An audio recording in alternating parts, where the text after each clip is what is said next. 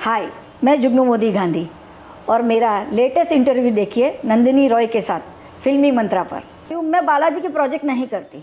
अच्छा, क्यों? बालाजी के प्रोजेक्ट में एक तो वहाँ कैरेक्टर आर्टिस्ट की कोई वैल्यू नहीं है। मैं डायलॉग बोलती हूँ लेकिन मेरी बैक दिखाई जाती है वहाँ पे। ये बालाजी का हाल है? ये बालाजी का हाल है कैरेक्टर आर्टिस्ट के लिए। और बालाजी में पेमेंट का क्या इशू है? बालाजी में पेमेंट का मैं ये बोलूँगी कि पेमेंट मिलता है 90 डेज में नहीं मिलता है, 120 दिन में मिलता है। अच्छा। और उनकी इनवॉइस में क्लियर लिखा गया है कि सिंटा नंबर लिखिए और सिंटा कन्वेंस लिखिए। हम लिख के आते हैं पर जब पेमेंट आता है तो वो कन्वेंस हमें नहीं मिलता है। सो हम सारा भाई की बात करें तो आपकी जो बहू थी वैभवी, तो वैभवी का जो एक्सीडेंट हो गया था, कार एक्सीडेंट, उसके बारे में हम थोड़ा जानना चाहेंगे। वैभवी और मेरा बेटा जय दोनों हिमाचल रोड ट्रिप पे निकले थे। सडनली एक दिन फ़ोन आया कि मेरे हस्बैंड को फ़ोन किया कि पापा एक्सीडेंट हो गया है और गाड़ी खाई में गिर गई है। गाड़ी रुकी, सामने से ट्रक आ रही थी तो इन लोगों ने बोला कि मैं गाड़ी रुकाता हूँ, तुम पहले निकल जाओ। उनकी गलती ये हो गई कि वो दोनों गाड़ी में बैठे रहे। अगर निकल गए होते, गाड़ी को वहाँ रुका के निकल गए होते तो एक बार गाड़ी खाई में जाती, मेरे बच्चे बचते।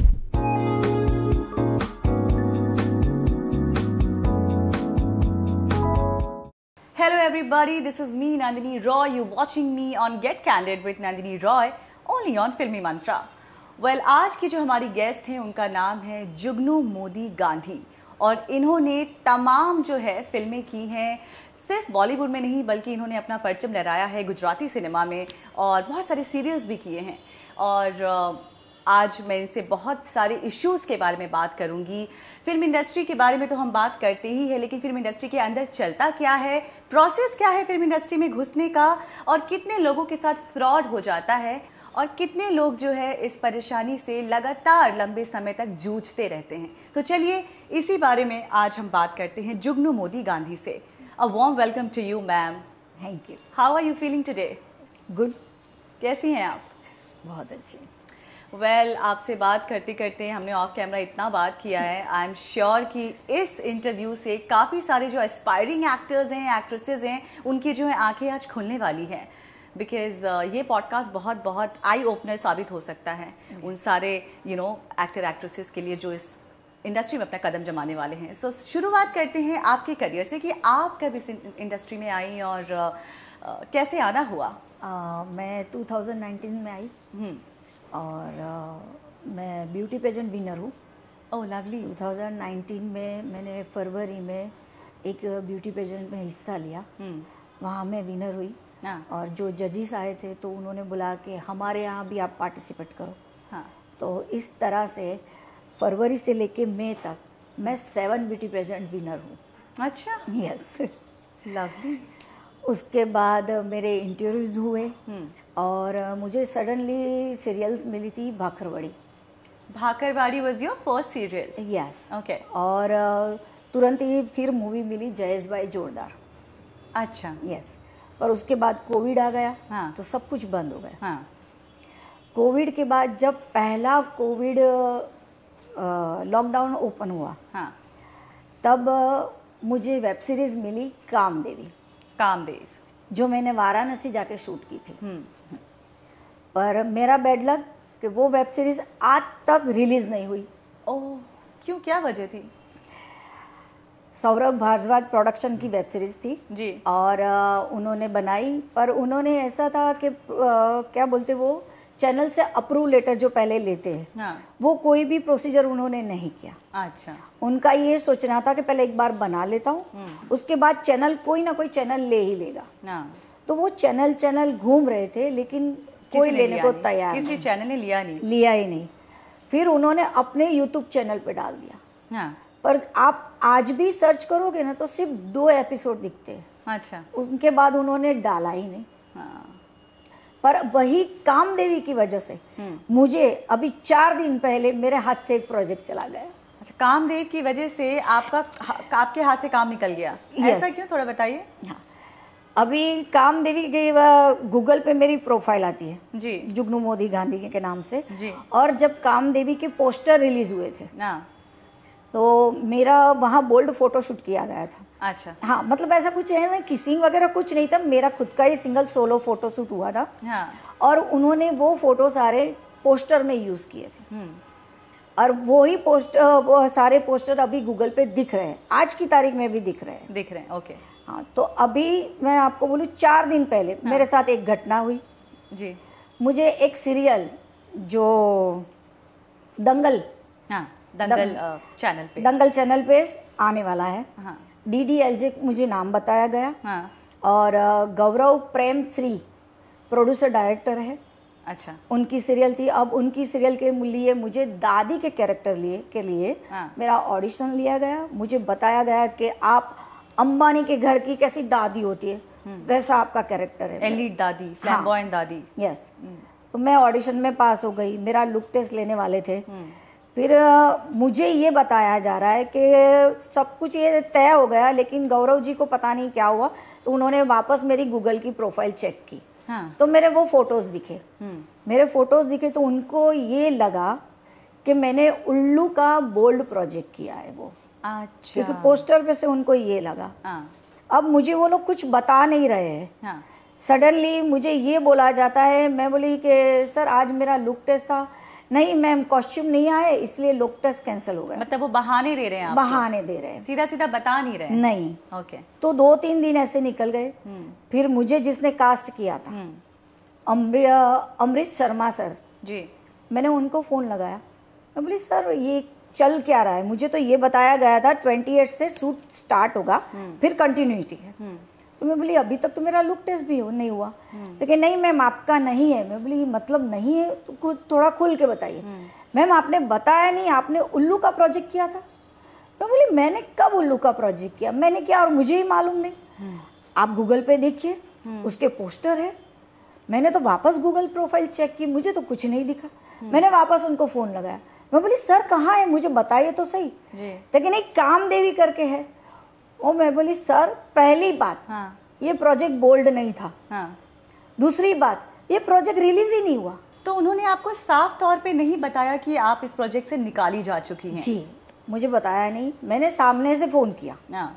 2 दिन के बाद मैंने सामने से फ़ोन किया कि अमरीश जी क्या है, मुझे कुछ बता नहीं रहे हैं। तो कि नहीं मैम आपने उल्लू का बोल्ड प्रोजेक्ट किया है, इसलिए आपको हटाया गया। क्योंकि ऑडियंस को लगेगा कि ये तो बोल्ड प्रोजेक्ट कर चुकी है और ये यहाँ दादी के कैरेक्टर में एक्सेप्ट नहीं कर लोग आपको एक्सेप्ट नहीं करेंगे। और मैं बोली मैंने तो कुछ किया ही नहीं। फिर उन्होंने मुझे ये कामदेवी के पोस्टर के बारे में बोला। मैं बोली सर मुझे एक बार फ़ोन तो करना चाहिए। पहली बात ये है कि ये प्रोजेक्ट बोल नहीं था। दूसरी बात ये है कि ये प्रोजेक्ट रिलीज ही नहीं हुआ। और तीसरी बात ये है कि ये प्रोजेक्ट सौरभ भारद्वाज जी ने अपनी यूट्यूब चैनल पे डाला था और उसके भी पूरे एपिसोड नहीं डाले। आज की तारीख में भी आप देखोगे तो सिर्फ 2 एपिसोड दिखते हैं। अच्छा। उसके अलावा दिखता ही नहीं है। तो मैं बोली मुझे बताना चाहिए तो मैं आपको बताती। फिर मैंने अमरीश जी को पूरी स्टोरी बताई, कामदेवी की स्टोरी। स्टोरी क्या थी कि एक 20 साल की लड़की की डेथ हो जाती है, एक 40 साल की औरत की डेथ हो जाती है। दोनों की आत्मा भगवान के पास जाती है। तो यमरुद चित्रगुप्त जी वो उनका हिसाब करते तो बोलते हैं ये 20 साल की लड़की की डेथ अभी क्यों हुई, इसका तो टाइम बाकी है। अच्छा। जाओ उसकी आत्मा वापस उसकी बॉडी में डाल के आओ। अब जब नीचे यमदूत जी आते हैं तो पता चलता है उसकी बॉडी का अंतिम संस्कार हो गया। अब उसकी आत्मा 40 साल की लेडी के अंदर डाल देते हैं। अच्छा। जो मैं हूँ। और मेरा फिर ये पूरा है सीन कि मैं मेरे हस्बैंड को एक्सेप्ट नहीं करती, मेरे बच्चे को एक्सेप्ट नहीं करती और उसके बॉयफ्रेंड के पीछे पड़ जाती हूँ कि तू मुझे पहचान, मैं तेरी गर्लफ्रेंड हूँ। तो मैं समझ गई, बहुत इंटरेस्टिंग स्टोरी है। हाँ। बट इसको बहुत ही गलत तरीके से टैग दे दिया इसको। अब अमरीश जी मुझे क्या बोल रहे हैं कि मैम आपको इसकी वजह से ही कंटिन्यूटी काम नहीं मिलेगा। क्योंकि हमारे प्रोडक्शन ने जैसे चेक किया वैसे दूसरे प्रोडक्शन भी चेक करेंगे। राइट। और उनको भी यही लगेगा कि आपने बोल्ड प्रोजेक्ट किया है, इसलिए आपको काम नहीं मिलेगा, आपको इसको हटाना पड़ेगा। मैं बोले गूगल मेरे हाथ में नहीं है कि मैं हटा दूं। जी।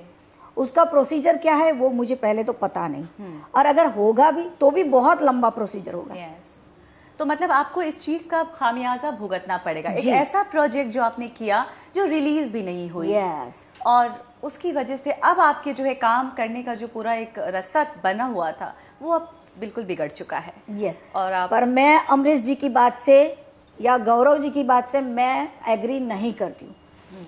मैं आपको एक चीज़ बताऊँ, रेखा जी किसी भी नाम की मोहताज नहीं है, उनको हर कोई जानता है जी, रेखा जी ने बहुत ऐसे काम किए जो बड़े घराने की बहू बेटी, बिल्कुल और रेखा जी ने कामसूत्र मूवी भी की, बिल्कुल, वो भी उस जमाने जो में। उस जमाने में, और जो रियल में बोल्ड थी, हम्म, फिर भी रेखा जी ने की। उनके करियर पर कोई असर नहीं हुआ उसका।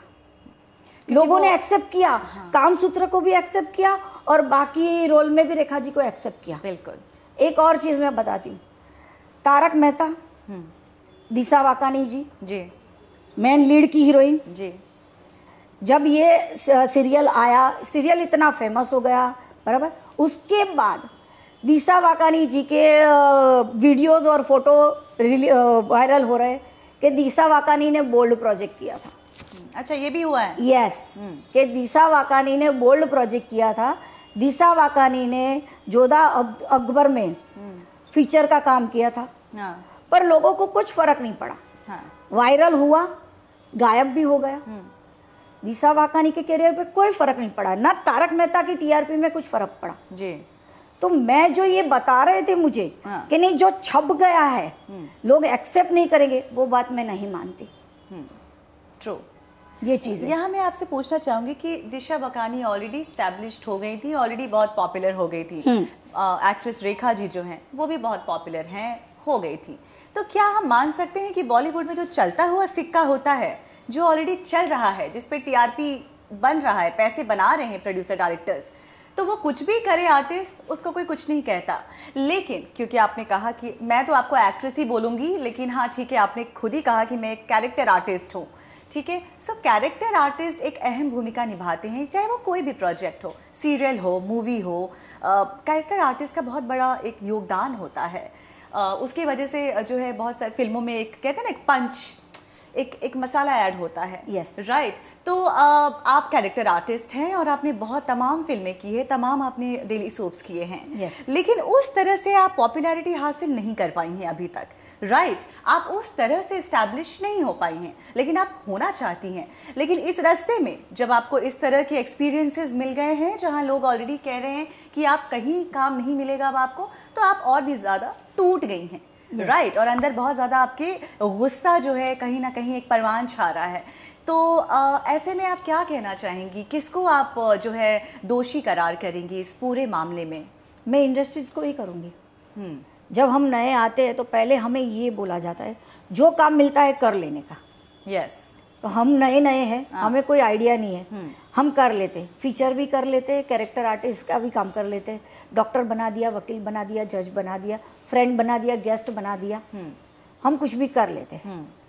अब जब हम ये बोल रहे हैं कि भाई हर किसी को आगे बढ़ने का मौका हक है, हम भी आगे बढ़ना चाहते हैं, हम कहीं यहाँ ये वन डे टू डे काम करने के लिए नहीं आए, हमें भी आगे बढ़ना है, हमें भी बड़ा काम करना है।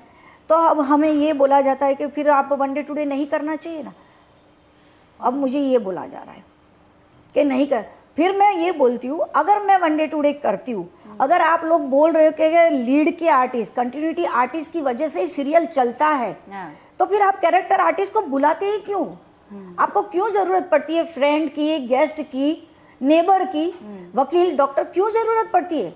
नहीं कर, उन्हीं से सब कुछ करवा लीजिए। अगर उन्हीं से ही सीरियल चलता है, लीड के आर्टिस्ट से ही सीरियल चलता है, कंटिन्यूटी आर्टिस्ट से ही सीरियल चलता है, तो उन्हीं से ही सीरियल स्टार्ट करे, उन्हीं से ही सीरियल खत्म करे। ऐसा हो नहीं सकता ना। पर तो फिर हमारी गिनती क्यों नहीं हो रही है? ये चीज़ है, हमारी गिनती क्यों नहीं हो रही है? एक चीज़ मैं आपको बताती हूँ, मैं बालाजी के प्रोजेक्ट नहीं करती। अच्छा, क्यों? बालाजी के प्रोजेक्ट में एक तो वहाँ कैरेक्टर आर्टिस्ट की कोई वैल्यू नहीं है। अच्छा। फिर भी हमें ऐसा लगता है कि बड़े बैनर का, बड़े प्रोडक्शन का हम अगर काम करते तो कुछ हमें बेनिफिट मिलेगा, लेकिन हमें स्क्रीन प्ले भी नहीं मिलता है। अच्छा। वहाँ पे मैं डायलॉग बोलती हूँ लेकिन मेरी बैक दिखाई जाती है वहाँ पे। ये बालाजी का हाल है, ये बालाजी का हाल है कैरेक्टर आर्टिस्ट के लिए। मुझे बुलाया जाता है, मुझे प्रॉपर डायलॉग दिए भी जाते हैं, पर मेरी बैक दिखाई जाती है, जबकि जो लीड के जो आर्टिस्ट है उनका एक्सप्रेशन दिखाया जाता है। तो हमें क्यों बुला रहे हो आप? हमारी ज़रूरत ही नहीं है तो बुला क्यों रहे हो? ये तो बहुत बड़ा डिसरिस्पेक्ट है। यस, बहुत बुरा लगता होगा। हम जब खुश होते हैं कि आज शूट किया, हमको सीरियल देखते, आज मेरा एपिसोड आएगा, आज मेरा एपिसोड आएगा, आज मेरा जब एपिसोड आता है तो हम बोलते हैं ये क्या है? उसका वर्क लिंक भी मैं नहीं बना सकती, मैं क्या दिखाऊंगी लोगों को? पीठ तो दिखाएंगी नहीं, आपका साइड दिखाएंगे, आपका बैक दिखाएंगे। This is very sad. I didn't know कि बालाजी में ये सब होता है। यस, इसलिए मैं बालाजी के प्रोजेक्ट करती नहीं। और बालाजी में पेमेंट का क्या इशू है? बालाजी में पेमेंट का मैं ये बोलूँगी कि पेमेंट मिलता है 90 डेज में नहीं मिलता है, 120 दिन में मिलता है। अच्छा। और उनकी इनवॉइस में क्लियर लिखा गया है कि सिंटा नंबर लिखिए और सिंटा कन्वेंस लिखिए। हम लिख के आते हैं, पर जब पेमेंट आता है तो वो कन्वेंस हमें नहीं मिलता है, सिर्फ हमारा जो बजट है वही हमें मिलता है, वो भी 90 डेज में नहीं, 120 दिन में। ये चीज़ें हमें ये समझाया जाता है कि आप लोग हैं ना डेट पकड़ रहे हैं कि आपने हमने ये तारीख को काम किया, 90 डेज हो गए, इसलिए आप तुरंत फ़ोन करते हैं। लेकिन मैम पूरे महीने का हिसाब साथ में होता है।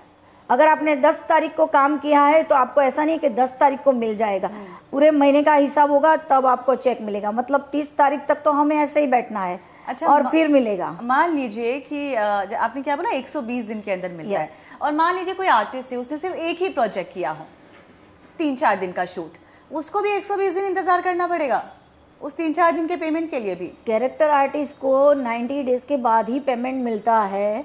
90 डेज तो ये मैं बोल रही हूँ, लेकिन 120 दिन के बाद पेमेंट मिलता है। उसमें भी हमें फ़ोन करना पड़ता है। कभी मैंने ऐसा नहीं देखा है कि सामने से आ गया पेमेंट, कभी मैंने ये नहीं देखा। मैंने काफ़ी काम किया, कोई प्रोजेक्ट में कोई प्रोडक्शन में से सामने से पेमेंट नहीं आता है, फ़ोन तो लगाना ही पड़ता है। अरे बाप रे। और 90 डेज़ का रूल्स ही है, 90 डेज़ बाद ही मिलेगा आपको पेमेंट, 90 डेज़ पहले नहीं मिलेगा। तो क्या कहना चाहेंगी, किसको कंप्लेन करना चाहती हैं, क्या एक्शन लेना चाहती हैं? आपके मन में गुस्सा बहुत ज़्यादा भरा हुआ है और आप जो बातें कह रही हो बिल्कुल सरासर सही बातें हैं। आई मीन आप जैसे तमाम ऐसे और भी आर्टिस्ट होंगे जो गुजर रहे होंगे इन लम्हों से। आई एम श्योर आपके कॉलीग्स गुजर रहे होंगे। So now what step do you want to take and against whom, किसके खिलाफ? यही सोच के मैं सिंटा आर्टिस्ट मेंबर बनी थी, क्योंकि मुझे जब हम वहाँ शूट पे होते हैं तो काफ़ी आर्टिस्टों के साथ हमारी बातचीत होती है। तो कोई बोलते मैम सिंटा कार्ड ले लो, उसके साथ बहुत सारे बेनिफिट मिलते हैं, ये वो। तो मैंने सोचा चलो, अब वो भी कैसे बोलती है, उसने भी सुना हुआ है। तो ऐसे ये घूम रहा है कि सिंटा आर्टिस्ट बनने से हमें बेनिफिट मिल रहे हैं। तो ऐसा सोच के मैं बन गई। उसके बाद मैं देख रही हूँ मुझे कुछ भी बेनिफिट नहीं है सिंटा आर्टिस्ट बनने का। हाँ, सिंटा में ऑडियंस को बता दूं कि सिंटा सिने आर्टिस्ट एसोसिएशन को बोलते हैं। ये एक ऐसा एसोसिएशन है जिसके तहत आप अपने आप को एनरोल करते हैं और उसके बाद तमाम बेनिफिट्स वो कहते हैं कि आपको देंगे। आर्टिस्ट कार्ड जो है वो आपको प्रोवाइड करते हैं और वो आर्टिस्ट कार्ड आप यूज़ कर सकते हैं।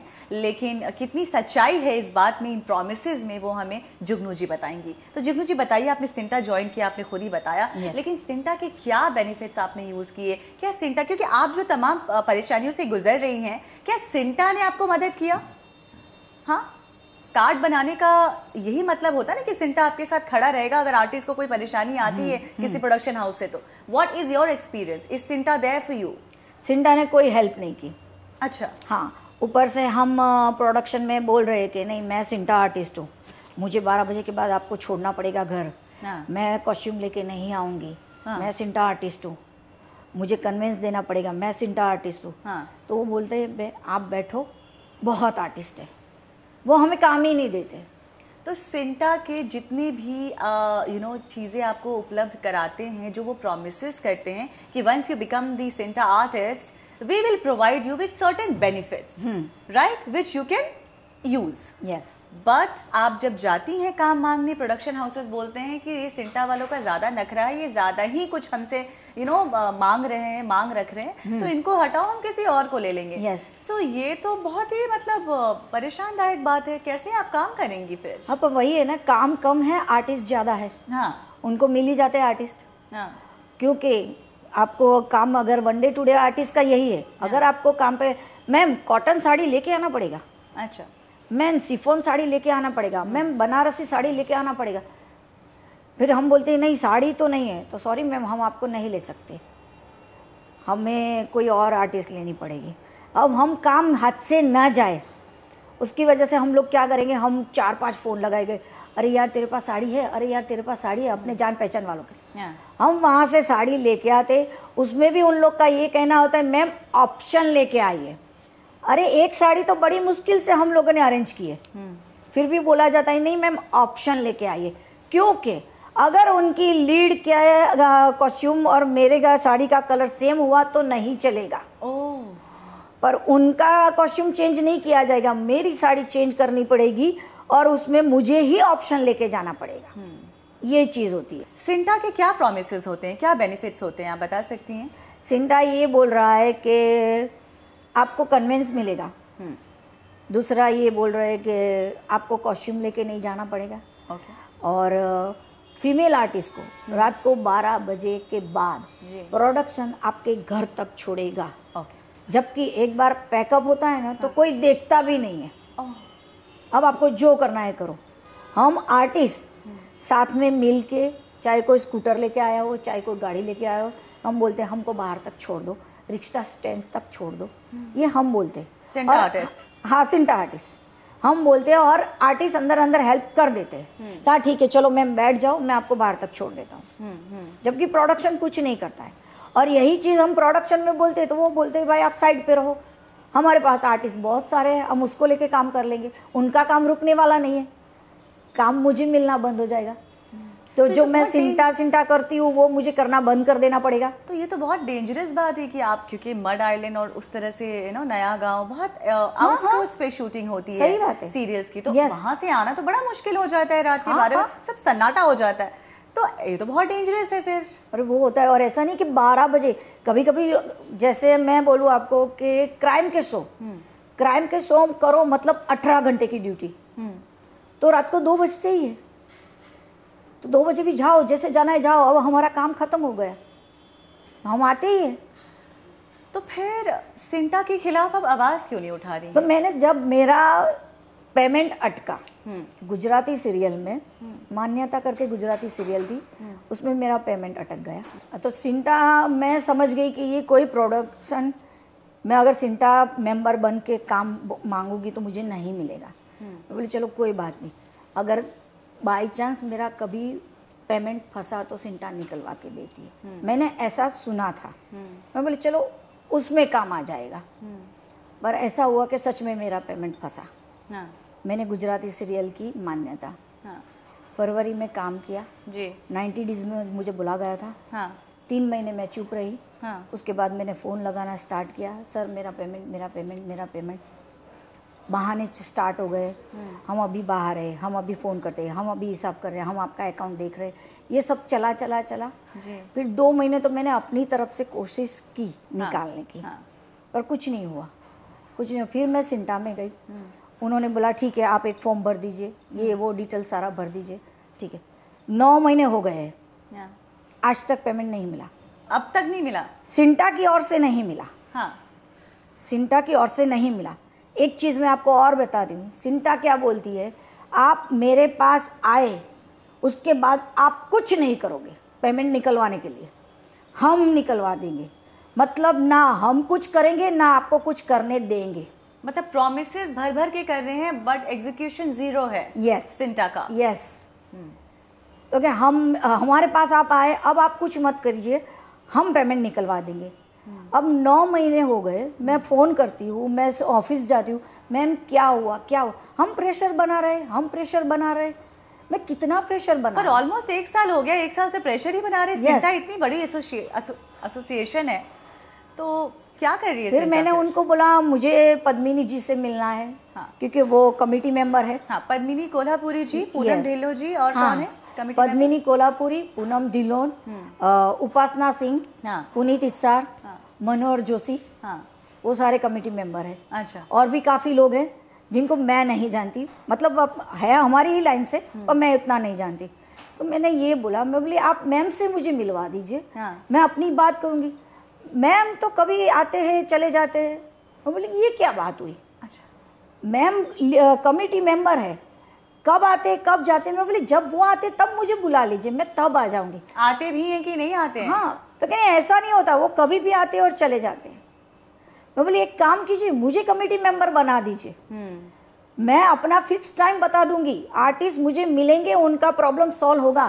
क्योंकि मैं लिटरली उनसे लड़ गई थी फिर कि मैं इतने चक्कर काट रही हूँ, मैं इतने फ़ोन कर रही हूँ, आप हर बार एक ही डायलॉग बोलते हैं, हम प्रेशर बना रहे हैं। और ऊपर से मुझे ये बोला जाता है कि पहले आपकी मीटिंग करवाई जाएगी, अच्छा, मान्यता के प्रोड्यूसर के साथ जी, पर वहाँ मुझे बोलने की परमिशन नहीं है, मुझे सिर्फ सुनना है।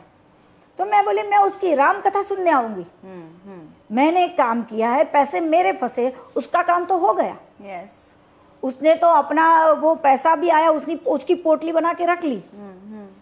यहाँ काम मैंने किया था, 3 दिन मैं काम करने गई थी, 3 दिन का पेमेंट मेरा फंसा हुआ है।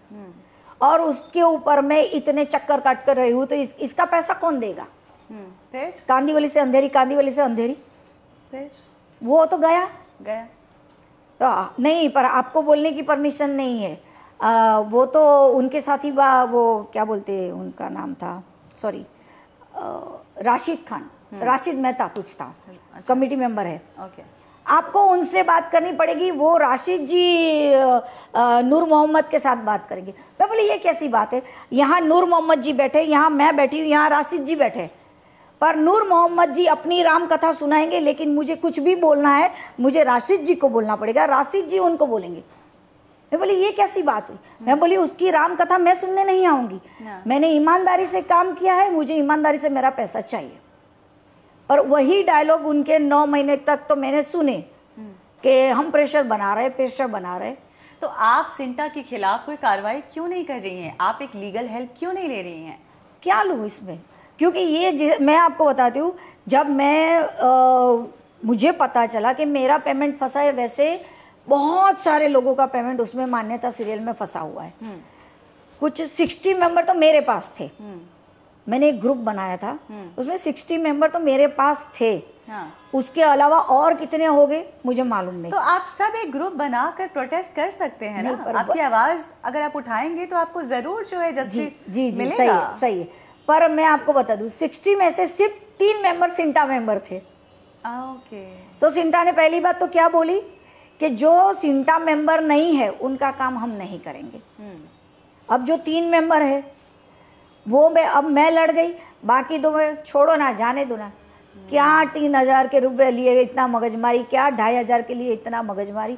मैं बोली नहीं, मेरा नेचर है कि अगर मुझे आपके पास से 7 रुपया लेना होगा ना, उसके पीछे मैं 700 रुपया खर्चा करूंगी, पर मैं 7 रुपया तो निकलवा के रहूंगी। ये मेरा नेचर है कि तू मेरा 7 रुपया ईमानदारी से दे दे, चाहे मैं उसके पीछे 8-9 महीना चक्कर काटूँ, 9 महीने में 700 रुपया खर्चा कर लूँ, वो चलेगा, पर तू 7 रुपया मुझे दे दे। ये मेरा नेचर है। और मैं लड़ गई, इसी बात पे मैं लड़ गई। मेरा सिर्फ पेमेंट 7500 रुपये था। अच्छा। हाँ, पर मैं लड़ गई। मैंने इतना इधर गई उधर गई, मैं इंपा में गई, विम्पा में गई, सिंटा में गई, मैं मीडिया में गई, मैं हर जगह पे बोली कि भाई इस तरह से हमारा पैसा फंसा हुआ है। लास्ट टू लास्ट मुझे पता चला कि सिंटा कुछ नहीं कर रही है। मैं बोली अब मैं कुछ अपनी तरह, क्योंकि सिंटा ने तो हमें ये बोला था अब हमारे पास आए, आपको कुछ नहीं करना है। मैं बोली अब आप कुछ नहीं करो तो मैं तो कुछ ना कुछ करूँगी। देखिए, आपकी आवाज़ उठाने से जो है आज जब हम ये इंटरव्यू कर रहे हैं, आई एम श्योर ये इंटरव्यू ज़्यादा से ज़्यादा लोग देखें और आपको सपोर्ट करें, क्योंकि आपकी आवाज़ जो है ना वो बहुत बुलंद है और एक ऐसा इंसान चाहिए जिसकी आवाज़ सुन ली जाए और फिर जो है सिंटा अपनी कार्रवाई पे लग जाए और वापस जो प्रोमिसेस वो करते रहे हैं उस पर खड़े उतरें। जी, मैं तो यही चाहूँगी। But you have gone through a lot and lack of support रहा है सिंटा का, और पेमेंट में भी जो इश्यूज आपने फेस किए हैं उसमें भी कोई सहायता सिंटा ने किया नहीं है जी नहीं। सो बेसिकली सिंटा जो है एक फैंसी एसोसिएशन कह सकते हैं Yes. कि बस, और आपने ये मेन बात आपने बताई नहीं कि वो पैसे चार्ज करते हैं, कितने चार्जेस लेते हैं वो आपसे? 30,000 रुपये उनका चार्ज है सिंटा का। सिंटा का 3 साल में 30,000 कंप्लीट करना है। हाँ। उसके बाद हर साल कुछ 1,500 रुपये लेते हैं। हाँ हाँ, और अगर आपको कंप्लेन करनी है तो वहाँ जो फॉर्म भरवाया जाता है उसके 50 रुपये अलग से लेते हैं। अच्छा। हाँ, और जब हम मेंबर बनते हैं तब हमें ये बताया जाता है कि हम आपको काम देंगे, पर काम कैसे देंगे कि वो 2,000 रुपये का आएगा। अच्छा। हाँ, उसमें प्रोडक्शन के एड्रेस होंगे, ईमेल आईडी होंगे और वहाँ का फ़ोन नंबर होगा। मैं बोली ये तो हमको ऐसे ही फ्री में मिल जाता है क्या? आज मैं ये सेट पे गई मुझे 4 नंबर मिले, कल मैं वो सेट पे गई मुझे 4 नंबर मिले, पर वैसे काम नहीं मिलता है। हम प्रोडक्शन के चक्कर भी काट चुके हैं। प्रोडक्शन हम घूम चुके हैं। Yes. वहाँ हम अगर प्रोडक्शन में जाते एक ही चीज़ होती है, वहाँ एक पैम्पलेट लगाया होता है, मैम ये इसकी फ़ोटो निकाल के जाइए, इसमें ईमेल एड्रेस है, आप वहाँ अपनी प्रोफाइल भेज दीजिए, बात ख़त्म हो गई। आप एक बार नहीं 50 बार प्रोफाइल भेज दो, कुछ नहीं होगा, कभी फ़ोन नहीं आता, कभी फ़ोन नहीं आएगा। तो अगर सिंटा भी वही देती है तो मैं 2,000 रुपया क्यों खर्चा करूँ? पर 2,000 को ज़्यादा ही रेट है ना बुक का। ऐसे बेस्ट सेलर्स बुक हैं उनके इतने रेट नहीं होते हैं जितना सिंटा के कॉन्टैक्ट। यस। फिर जब मैं लड़ी तब मुझे बोल रहे कि हमने कोविड के टाइम पे आर्टिस्ट को राशन दिया, हम मेडिकल कैंप लगा रहे हैं। हाँ। मैं बोली वो बहुत अच्छी बात है। हाँ। आप वो कर रहे हैं, बहुत अच्छी बात है, लेकिन हमारे लिए क्या कर रहे हैं अभी बताओ? ना मुझे आपके मेडिकल कैंप की ज़रूरत है, ना मुझे आपके राशन की ज़रूरत है। अब आप बोलो मेरे लिए क्या करोगे?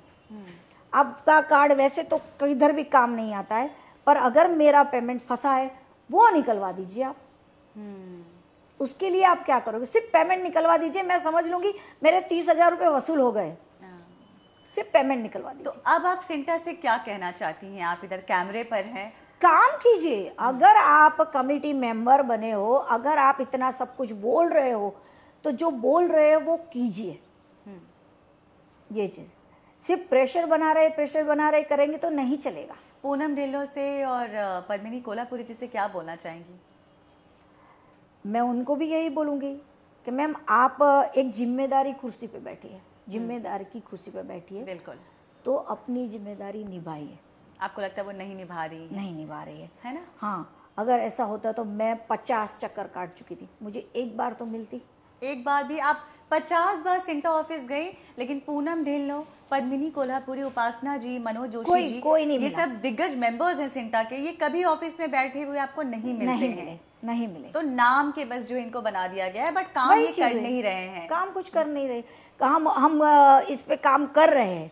मैं जब बोल रही हूँ कि चलो मेरा पेमेंट तो है, निकलवाना है, लेकिन प्रोडक्शन भी आपका कुछ रूल्स रेगुलेशन कुछ नहीं मानती। नहीं, उस पर काम चल रहा है। कब तक चलेगा, कब चलेगा, उसका रिजल्ट कब आएगा?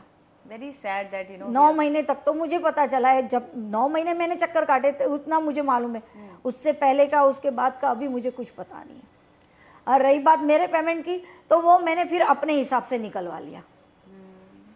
मैं कांदीवली में थी, ये जो मालवनी जो बोल रहे हैं वो पूरा एरिया कांदीवली में है। हाँ। मैंने अपने कुछ सोर्सेस लगाए, मैंने पेमेंट निकलवा दिया। पर अगर समझ लो किसी को सच में वो पेमेंट की ज़रूरत है, उनका क्या हाल होगा? उनका क्या हाल होगा? और अगर वो बंदा ऐसे खुद से पेमेंट निकलवाने गया, कल को कुछ हो गया तो सिंटा उसकी जवाबदारी लेगा? वो तो अभी नहीं ले रहे। वही चीज़ है, वो अभी नहीं ले रहे, तो मेंबर बनने का फ़ायदा क्या? उस टाइम मुझे ये बताया जा रहा है कि मैंने बोला मेरे साथ 60 आर्टिस्ट जुड़े हैं, तो कि सबको मेंबर बना दो। मैं बोली सबको मेंबर बना के क्या फ़ायदा? आप पेमेंट मेरा नहीं निकलवा रहे हो तो मैं 60 मेंबर को क्यों फंसाऊंगी? बिल्कुल। मेरा पेमेंट निकल गया होता तो मैं बाकी के आर्टिस्ट को बोलती कि नहीं, सिंटा ने पेमेंट ऐसे निकलवा के दिया, आप भी मेंबर बन जाए। एक बार 30,000 का जुगाड़ कर लीजिए, लेकिन लाइफ टाइम की शांति। मैं बोल सकती थी, ये तो मैं कुछ बोल ही नहीं सकती। तो सिंटा ना आपको काम की गारंटी देता है कि आपको काम देंगे एक्टिंग में, सीरियल्स में, मूवीज में, ना उसकी गारंटी है, ना पैसे निकलवाने की गारंटी है। कहीं फंस गया है पैसा तो आपको वापस करा दे, ये भी गारंटी नहीं लेता है। राइट। और जो भी वो क्लेम करते हैं कि आपको ये बेनिफिट्स मिलेंगे, ये सारे आप राइट्स यूज कर सकते हैं, वो राइट्स भी आप कहीं ना कहीं यूज नहीं कर पाती हैं। सही बात है। तो ये सब बोल बच्चन है कहीं ना कहीं। यस, बातों में ही ये बातें रह गई हैं। हाँ, एग्जीक्यूशन इज जीरो। हाँ, बस वही है। That's very sad. I am sure कि आपकी आवाज़ जो है वो सिंटा के कानों तक जाए, सिंटा के मेंबर्स जानी चाहिए तक जाए। मैं तो बोल रही हूँ जानी चाहिए। अच्छा, मुझे ये बताइए कि आप सीरियल में बहुत ज़्यादा काम की, तो बॉलीवुड तो चलिए, फिल्मों में भी आपने काम किया है, तो फिल्मों में काम किया है आपने और एक तरफ सीरियल में काम किया है, तो सीरियल में काम करने का आपका अनुभव कैसा रहा है और वहाँ की कोई ऐसी डार्क साइड्स हैं जिस पर आप जो है अपनी आवाज़ उठानी चाहेंगी, जिस बारे में आप हमें बताना चाहेंगी? सीरियल में मैं बोलूँ ना, ऐसा है कि जो कंटिन्यूटी में काम कर रहे हैं जी, जो लीड में काम कर रहे हैं जी, उनको ये सारी फैसिलिटी दी जाती है। ओके। हमें कैरेक्टर आर्टिस्ट को मतलब ना सेट पे कोई गिनती है कि ना जब आपका एपिसोड जब रिलीज़ होगा तब आप देखोगे कि यार ये क्या है। अच्छा, हाँ, ये मैंने किया क्यों ऐसा क्या ऐसा होता है। पहले तो हमें, जैसे मैं अपना बोलती हूँ कि मैं बोलूँगी नहीं भाई मुझे काम नहीं करना है, उसमें डायलॉग्स ही नहीं है। जैसे मुझे बोलता है कि मैम गेस्ट का कैरेक्टर है, फ्रेंड का कैरेक्टर, नेबर का कैरेक्टर है, तो मैं बोलती डायलॉग्स है, ये डायलॉग्स रहेंगे तभी मैं स्क्रीन पे दिखूंगी, डायलॉग्स रहेंगे तभी मैं वर्क लिंक बना पाऊंगी। तो मुझे ये हाँ मैम बहुत अच्छे सीन्स है आपके, लीड के साथ है, ऐसा बोल के हमें तो वहाँ भेज दिया। वहाँ जाके जब स्क्रिप्ट आती है तो मेरी एक लाइन है,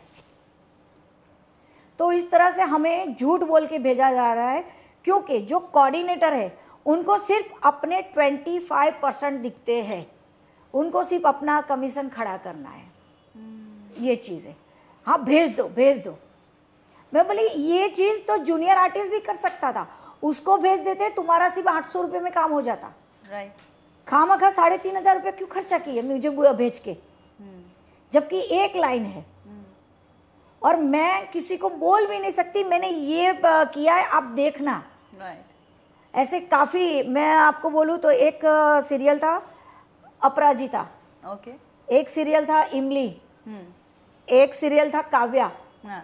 मुझे ये तीनों सीरियल में ऐसा झूठ बोल के भेजा गया था कि मैम लीड के साथ आपके सीन है, और वहाँ जाके मैं क्या कर रही हूँ, तो मुझे एक चौल की जो वो नल का होता है पानी भरने के लिए, वहाँ मुझे खड़ा किया है, और मैं वहाँ ऐसा बताया गया कि लीड के साथ मेरे सीन थे, लेकिन था क्या, वहाँ हम लाइन में पानी के लिए खड़े हैं और हम अंदर अंदर झगड़ रहे हैं, सारी लेडीज जो पानी के लिए लड़ती है ना, वैसे मेरे से। मैं बोली ये क्या है, मैं तुरंत उसको मेरे कोऑर्डिनेटर को फ़ोन लगाया, मैं बोली ये क्या है। फिर मैंने वो स्क्रिप्ट के फ़ोटो निकाल के भेजा, कोई जवाब नहीं। ऊपर से वो लोग क्या करेंगे मालूम है, प्रोडक्शन में ईपी को तुरंत फ़ोन करेंगे, इसका सीन पहले निकालो, तुरंत रवाना करो, नहीं तो ये चली जाएगी। अरे बाप रे, तो पूरा गेम प्लान चल। हाँ गेम प्लान। मैं सोचूं वैसे हमारे सीन पूरा दिन हमको ऐसे बिठा के रखेंगे और लास्ट में हमारा सीन होगा, पर जब ऐसा कुछ सीन होता है, क्योंकि मैंने फ़ोन कर दिया इसलिए, अगर मैं चुप बैठी तो मुझे रात तक बिठा के रखेंगे, पर मैंने मेरे कोऑर्डिनेटर को फ़ोन करके गुस्सा कर दिया, उसने तुरंत ईपी को फ़ोन किया, पहला सीन मेरा निकाला, सीधा मुझे 12 बजे लंच से पहले मैं घर पे। इस तरह से काम करवा रहे हैं। Very sad. हाँ वेरी सैड। तो कोऑर्डिनेटर्स का क्या होता है, उनके क्या गेम प्लान्स होते हैं? उनको सिर्फ अपने 25% दिखते हैं। अच्छा। और कुछ नहीं। आर्टिस्ट कैसी है, आर्टिस्ट कितना काम कर चुकी है, उनको कोई लेना देना नहीं है, सिर्फ मेरे 25, मैं आर्टिस्ट को भेजता हूँ, मेरे 25% फिक्स हो गए। अच्छा, चाहे आप 3,000 रुपए ही क्यों ना मिल रहा हो आपको पर डे, है ना, क्या उसके तो 25 जाते ही है। वही तो 25% तो बहुत ज्यादा होता है। हाँ। आप क्या बचाएंगी, पूरी मेहनत आपकी, बट आधा से ज्यादा जो है आपको पैसा कोऑर्डिनेटर्स को ही दे देना पड़ता है। हाँ। ऊपर से ट्रैवलिंग हमारा गया। Very sad. तो बचा क्या, 90 डेज के बाद मेरे हाथ में बचा क्या। अब जब हम कोऑर्डिनेटर जब हमारी बात हमसे बात करते हैं, मैम मुझे कई बार, क्योंकि कई बार अच्छा काम करने के बाद हाँ अच्छी तो जान पहचान हो जाती, मुझे कोऑर्डिनेटर से कास्टिंग डायरेक्टर बनना है, मतलब वो अपनी तरक्की के लिए सोच रहा है, तो मैं भी बोल सकती हूँ कि भाई मुझे कैरेक्टर आर्टिस्ट में से लीड में जाना है, राइट, कंटिन्यूटी में जाना है, तो वो मेरा हक नहीं है। जब कोऑर्डिनेटर अगर प्रोडक्शन में मेरी प्रोफाइल जाती है, वहाँ क्या बोला जाता है, ये तो 3,000 वाली है, क्या बात कर रही हैं? इतनी गंदा है, इतने गंदे वर्ड्स यूज किए जा रहे। ये तो 3000 वाली है। मुंह पे बोलते हैं ऐसे? हाँ हाँ, मुंह पे बोलते, ये 3000 वाली, मतलब 3000 वाली आर्टिस्ट क्या कंटिन्यूटी में नहीं जा सकती? आप मौका दे के तो देखिए, हम कंटिन्यूटी वाले से भी अच्छा काम करके देंगे। तो बेसिक इज्जत नहीं दे रहे हैं? बिल्कुल नहीं। बहुत बुरा लगता होगा। बहुत बुरा। अब मैं उसके मुंह पे बोलूं कि तू 800 रुपये वाला है, अगर मैं 3000 वाली हूं तो तू तो 800 रुपये वाला है, क्या इज्जत रह जाएगी उसकी? आप देखो तो सही, इसके आर्टिस्ट की एज क्या है, आर्टिस्ट कहाँ से आते हैं, उसका बैकग्राउंड क्या है। अब मैं सबको क्या, मैं गले में लगा लटका के घूमूं बेच कि मैं एक बिजनेसमैन की वाइफ हूँ, मैं ये क्या बेच लटका के घूमूं? मेरी इतनी प्रॉपर्टी है, मैं वैभवी उपाध्याय की मदर इन लॉ हूँ। एक नॉर्मल सी बात है कि वैभवी उपाध्याय मेरे घर की डॉटर, मेरी बहू थी, तो लोग को ऐसे ही लोगों को पता चल जाता है कि भाई हाँ ये कुछ अच्छा खानदान है, पैसे वाला घर है, तब जाके वो लड़की ने यहाँ एंगेजमेंट की है। मुझे मेरी प्रॉपर्टी दिखाने की जरूरत नहीं है, मेरा पैसा दिखाने की जरूरत नहीं है। जैसे यू लव एक्टिंग और आपका पैशन एक्टिंग, Yes. वो करना चाहती हैं, Yes. आपको मजा आता है एक्टिंग हाँ. करना, पर डिसरिस्पेक्ट इतनी ज्यादा है कि मतलब कोई कैसे काम करे। यस यस, पर इस तरह से वर्ड यूज किए जा रहे हैं हमारे लिए। ये 3000 वाली है, मुझे बहुत तकलीफ हुई, मैं लड़ गई थी। मेरा नेचर लड़ने का है, मुझे झूठ या बदतमीजी बर्दाश्त नहीं होती, मैं सीधा लड़ गई थी। गलत चीजों पर आवाज उठाना आपका नेचर सही बात है, मैं बोलूंगी। लेट गो क्यों करना है? मैं आपको बोलूं, जब से मैंने वो सुना, मैंने वन डे टू डे काम लेना बंद कर दिया। मैं बोली अब नहीं करूंगी, अब नहीं करूंगी। जबकि उन लोग को सोचना चाहिए कि वन डे टू डे करने के बाद भी मेरी प्रोफाइल गूगल पे आ रही है।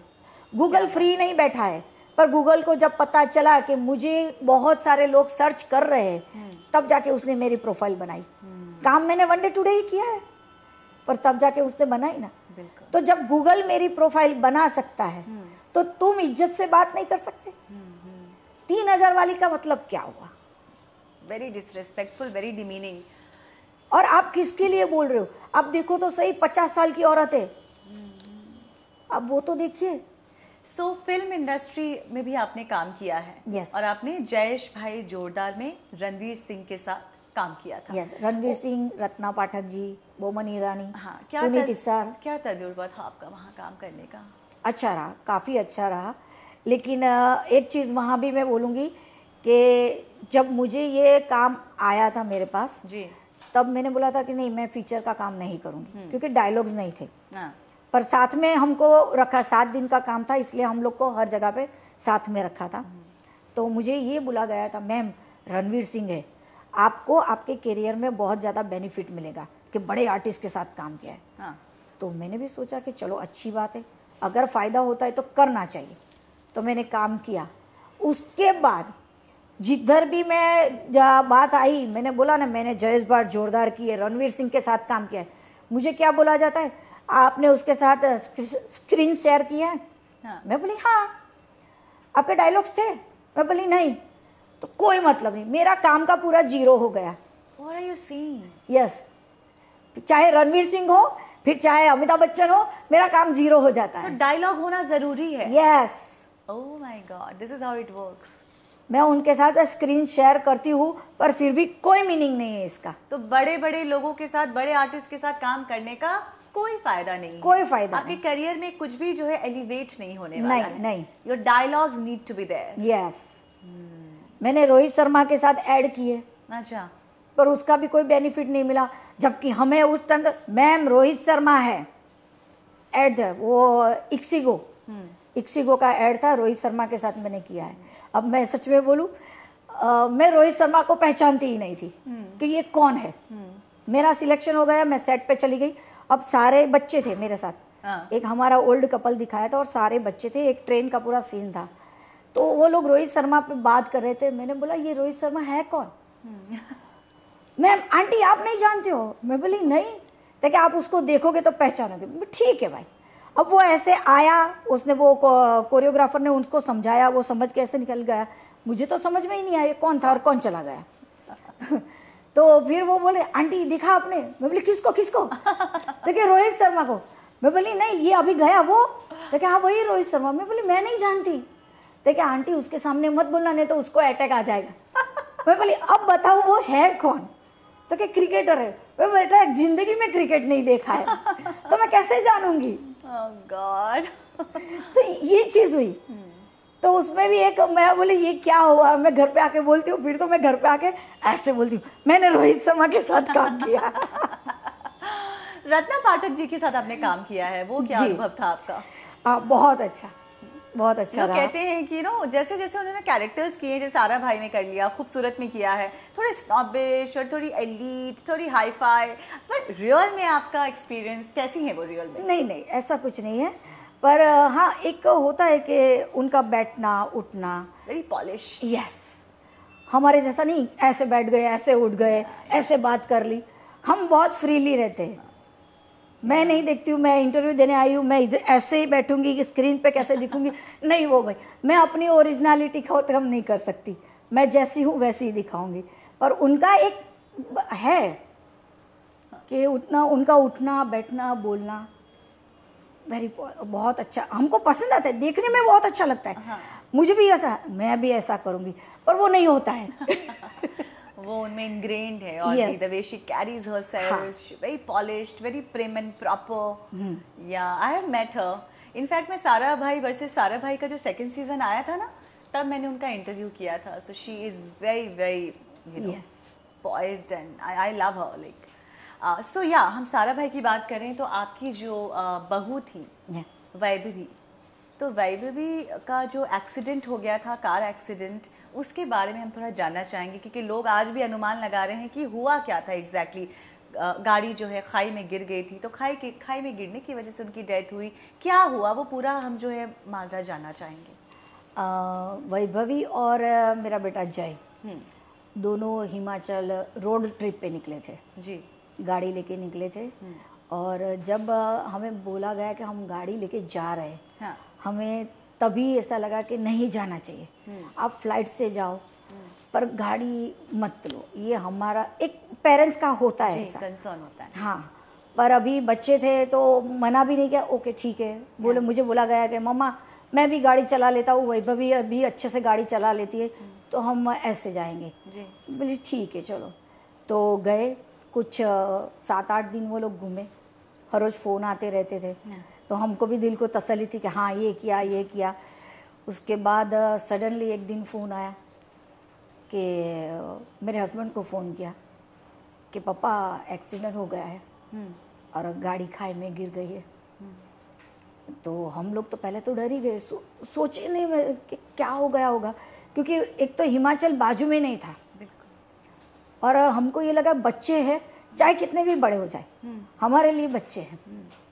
तो यही सोचे कि पहले तो ऐसा कि पहुँचे कैसे, कुछ भी करके उसके पास पहुँचे कैसे। बॉम्बे से हिमाचल तो बहुत दूर। इमरजेंसी में टिकट निकलवाया चंडीगढ़ तक का फ्लाइट का। हाँ. और वहाँ से बाय रोड 8 घंटे की जर्नी हिमाचल। हाँ, मुझे लेके नहीं गए थे, वैभवी के भाई थे, उनकी सिस्टर थी और मेरे हस्बैंड, और यहाँ मेरे ससुर 90 साल के, उनको मुझे संभालना है क्योंकि उनको भी एक ऐसा लगा कि क्या हो गया।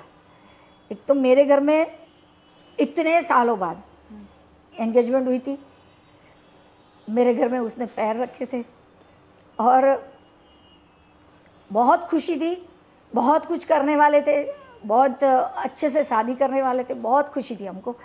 और एकदम से ये आया तो मेरे ससुर, मुझे उनको संभालना था, मेरा छोटा बेटा खुशहाल, मुझे उसको भी संभालना था।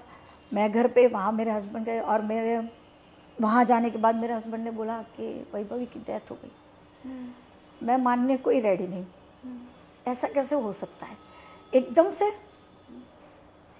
और मेरे बेटे को लिटरली बुखार आ गया था और लोग हर तरह की बातें कर रहे हैं। हाँ, उसने सीट बेल्ट नहीं पहना था, गाड़ी लेके तो जाना ही नहीं चाहिए, ये तुम लोगों ने भेजा क्यों, सब अपनी अपनी है। अरे आप ये सब छोड़ो, अभी जो हो गया वो छोड़ो, अब क्या करना है वो देखो, क्या करना है। बेटे को संभालना है, वैभवी को बम्बई तक लाना है, उसका भाई भी छोटा, मेरे बेटे की एज का। हाँ। बहन भी उतनी बड़ी नहीं थी, उसके मम्मी पापा ऑस्ट्रेलिया में थे। जैसे तैसे करके, और वहाँ पुलिस इंक्वायरी पे इंक्वायरी किए जा रही है, वैभवी के भाई से, वैभवी की सिस्टर से। आपके बेटे से? हाँ, कि मेरे बेटे को बोल रहे हैं कि मैं कैसे मान लूँ आपकी एंगेजमेंट हुई है, तू उसको भगा के लेके आया। मेरे बेटे को ये बोला जा रहा है। मेरे बेटा बोल रहे हैं आप फोटोज़ देख लीजिए, अब कोई एंगेजमेंट का कोई इनविटेशन साथ में तो लेके घूमेगा नहीं, बिल्कुल। फोटोज़ देख लीजिए। तो इस तरह से पुलिस की इंक्वायरी चल रही है। फिर उसके भाई को पूछा गया, उसकी सिस्टर को पूछा गया कि आपको इस लड़के पे कुछ डाउट है, तो उन लोगों ने बोला बिल्कुल नहीं, ये एक एक्सीडेंट था जो हो गया, किस्मत में था जो हो गया। और ये एक्सीडेंट, गाड़ी तो मैंने सुना कि रुकी हुई थी। हाँ, चल भी नहीं रही थी जी। वो क्या बात थी? गाड़ी रुकी, सामने से ट्रक आ रही थी, तो इन लोगों ने बोला कि मैं गाड़ी रुकाता हूँ, तुम पहले निकल जाओ। उनकी गलती ये हो गई कि वो दोनों गाड़ी में बैठे रहे। अगर निकल गए होते, गाड़ी को वहाँ रुका के निकल गए होते, तो एक बार गाड़ी खाई में जाती, मेरे बच्चे बच जाते। तो वैभवी की ऑन द स्पॉट जो है डेथ हो गई। चोटें उन्हें बहुत ज़्यादा आ गई थी? नहीं, वैभवी को चोट बिल्कुल नहीं आई थी। अच्छा। क्योंकि वो जैसे गिरी ना, गाड़ी पलटी मारी, हाँ। वो बाहर गिर गई, गाड़ी से बाहर? हाँ, गाड़ी से बाहर गिर गई, और उसको वही डर के मारे अटैक आ गया।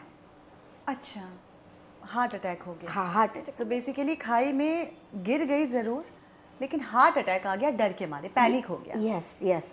और मेरा बेटा अंदर फंस गया था गाड़ी के अंदर, तो वो नीचे तक गया गाड़ी के साथ, खाई के अंदर तक? खाई के अंदर।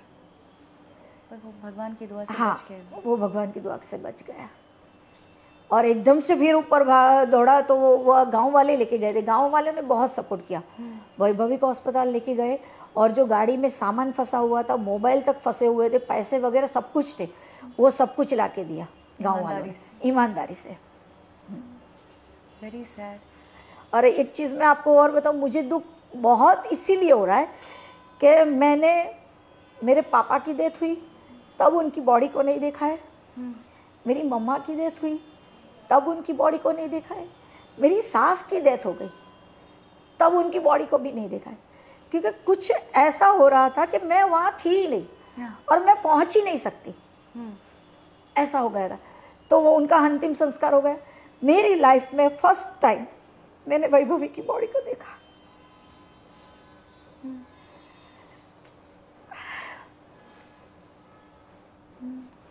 पानी पीजिए।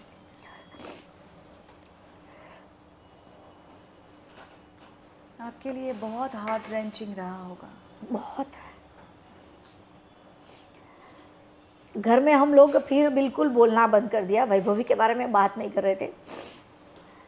मैंने वैभवी की डीपी, अभी मेरे व्हाट्सएप डीपी रखा था, अभी जाके हटाया। अच्छा। क्योंकि मुझे काफ़ी लोग बोलने लगे कि नहीं तू हटा, अगर तेरा बेटा आगे बढ़ रहा है, तेरा बेटा सब कुछ भूल के आगे बढ़ रहा है, तो तू उसकी डीपी हटा दे। मैं बोली ठीक है। तब जाके अब जाके उसकी डीपी मैंने हटाई है। क्योंकि मेरे बेटे, हम घर में बिल्कुल बात नहीं कर रहे थे, वैभवी के बारे में कोई बात नहीं, बंद कर दिया था। बहुत बड़ा सदमा आपके बेटे को भी लगा होगा। यस, उसको बाहर निकालने के लिए हमने बिल्कुल वैभवी का नाम लेना भी बंद कर दिया। फिर उसको टाइम दिया, क्योंकि काफ़ी लोग अब इसका दूसरा आप लड़की देखना स्टार्ट कर दो, स्टार्ट कर दो। मैं बोली मैं ऐसे नहीं करूँगी, जब तक मेरा बेटा नहीं बोलेगा तब तक मैं नहीं करूँगी। तो डिप्रेशन में चले जाएंगे। हाँ। शादी सब कुछ थोड़ी ना होता है। मैं बोली मैं ऐसे नहीं बोलूँगी, जब तक वो नहीं बोलेगा तब तक मैं कोई लड़की बात नहीं चलाऊंगी, कुछ नहीं करूँगी। अच्छा, रूपाली गांगुली जी का फ़ोन आया था? बिल्कुल नहीं। नहीं, उनका फ़ोन भी नहीं आया, और उनकी प्रार्थना सभा में भी वो नहीं आए। जबकि प्रार्थना सभा में सब लोग आए थे, रत्ना पाठक जी नहीं आई थी, बाकी के सारे आर्टिस्ट आए थे। पर रूपाली गांगुली ने एक पोस्ट डाला था। हाँ, डाला होगा, लेकिन पोस्ट जरूर डाला था, लेकिन कुछ नहीं, आई एम शॉक्ड। कुछ भी नहीं। आपने इनविटेशन भेजा था उनको, बताया था कि यहाँ पर प्रार्थना होने वाली है? हाँ, वो तो ना न्यूज़पेपर में ही था। हाँ, वहाँ। हाँ, तो न्यूज़पेपर में ही था, सब लोग आए थे। जेडी मजेठिया, फिर वो मराठी आर्टिस्ट सुमित, हाँ वो आए थे, फिर सतीश शाह, सब लोग आए थे। रूपाली गांगुली नहीं आई थी। उम्मीद थी वो आएंगी? नहीं थी, उम्मीद मुझे नहीं थी। अच्छा, आपको नहीं थी? क्योंकि मैं ये लाइन से जुड़ी हुई हूँ, इसलिए मुझे पता है कि लोग क्या है, आगे का चेहरा क्या होता है, पीछे का चेहरा क्या होता है, मुझे सब मालूम है। बहुत फेक लोग हैं इस इंडस्ट्री में।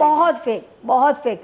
और आपसे अगर काम निकलवाना है तो मुंह में शहद लगा के काम बात करेंगे, इतना मीठा बोलेंगे कि पूछो मत। ये चीज़ है। वेरी शॉक्ड, क्योंकि हम सबको लग रहा था कि रूपाली गांगुली ज़रूर आई होंगी, क्योंकि जिस तरह से उन्होंने एक लंबा पोस्ट डाला था वैभवी के लिए। घर पे बैठे बैठे तो हर कोई कर ले, आप जाओ, वो ज़रूरी है। घर पे बैठे बैठे तो कोई भी ऐसा बटन टाइप करता है, कोई भी करेगा। बाकी वैभवी की फैमिली के साथ आज भी हमारे बहुत अच्छे रिलेशन है, क्योंकि हम लोग एक ही बिल्डिंग में रहते हैं। मेरा खुद वैभवी से मिलना हुआ था जब मैं सारा भाई वर्सेस सारा भाई रिलीज हो रहा था। 2018 की बात, if I am not wrong. I met her at Taj lens and she was such a pretty looking girl. I loved her hair, curly hair, बहुत प्यारी, बहुत खूबसूरत, बहुत प्यारी बच्ची थी, बहुत प्यारी बच्ची। जितनी ब्यूटीफुल थी उतना ही ब्यूटीफुल उसका नेचर था। लेकिन मेरे पापा एक बात कहते थे कि जिसकी ज़रूरत यहाँ है, नीचे है ना, उसकी ही ज़रूरत ऊपर है। जिसकी यहाँ ज़रूरत नहीं है, भगवान उसे बहुत जल्दी बुलाता भी नहीं है। ये चीज़ है। पर यहाँ जिसकी ज़रूरत है, भगवान को भी उसकी ज़रूरत है। Correct. I am sure she is in a better place, right?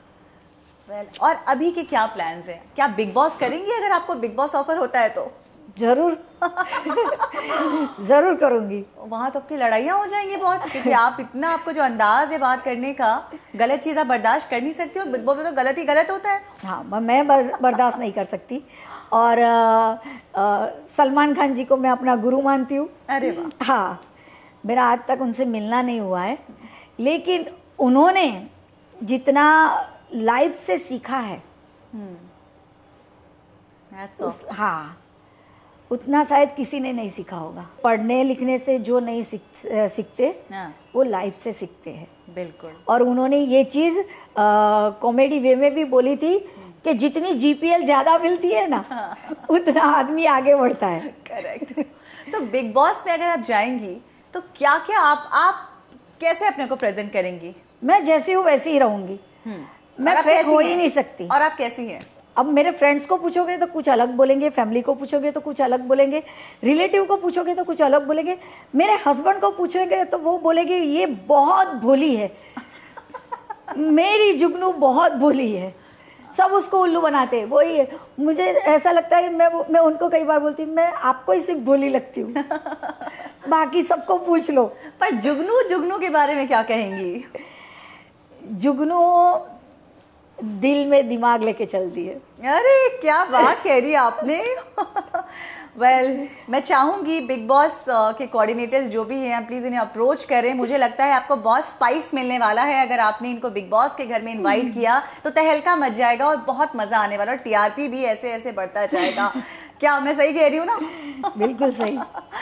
Well, thank you so much जुगनू जी, बहुत मज़ा आया, और बहुत सारी बातें जो आपने कह डाली हैं। मुझे लगता है कि अगर ये इंटरव्यू ज़्यादा से ज़्यादा देखा गया तो सिंटा जो है बिल्कुल बदल जाएगा। सिंटा की जो है तौर तरीके बदल जाएंगे, और बहुत हेल्पफुल जो है सिंटा अपने आप को प्रेजेंट करेगा हेल्पफुल वे में लोगों के लिए, ऐसा मैं उम्मीद कर सकती हूँ। बाकी आप कुछ कहना चाहती हैं सिंटा को, सिंटा से जुड़े लोगों को, तो प्लीज़ आप कहिए। सिंटा को यही कहूँगी कि भाई अपनी जिम्मेदारी निभाए, जो आप प्रॉमिस कर रहे हो उसको निभाए जी। मैं सारे कोऑर्डिनेटर को और कास्टिंग वाले को भी बोलना चाहूँगी कि आप जैसे अपनी तरक्की सोच रहे हैं, वैसे आर्टिस्ट भी अपनी तरक्की सोचे। एक स्टैम्प मत लगाइए कि ये वन डे आर्टिस्ट है, ये 2 डे आर्टिस्ट है, ये इसको कैमियो में नहीं जा सकते, ये कंटिन्यूटी में नहीं जा सकती। आप मौका देके तो देखिए। Jugnu ji, thank you so much for joining me on my show Get Candid with Nandini Roy on Filmy Mantra. आपका दिन शुभ हो। मैं चाहूँगी ज़्यादा से ज़्यादा शोज़ करें, और जो है आप एक बदलाव लेकर आई हैं, और ये बदलाव जल्द से जल्द आए, एग्जीक्यूट हो। मैं तो यही चाहूँगी। जी ज़रूर। All the best. Thank you so much. Thank you. ये थी जुगनू जी और इन्होंने तमाम बातें सिंटा से रिलेटेड की हैं और ऐसी कई सारी बातें जिन पे इन्होंने पर्दाफाश किया है। इसके लिए आपको ये इंटरव्यू पूरी तरह से देखनी पड़ेगी और मैं खास करके चाहूँगी जितने भी एस्पायरिंग एक्टर्स हैं या कैरेक्टर आर्टिस्ट हैं, आप सब इस इंटरव्यू को ज़्यादा से ज़्यादा देखें, ज़्यादा से ज़्यादा शेयर करें ताकि सिंटा में बदलाव आ सके। Well, this was me Nandini Roy signing off. You all take care. Thank you.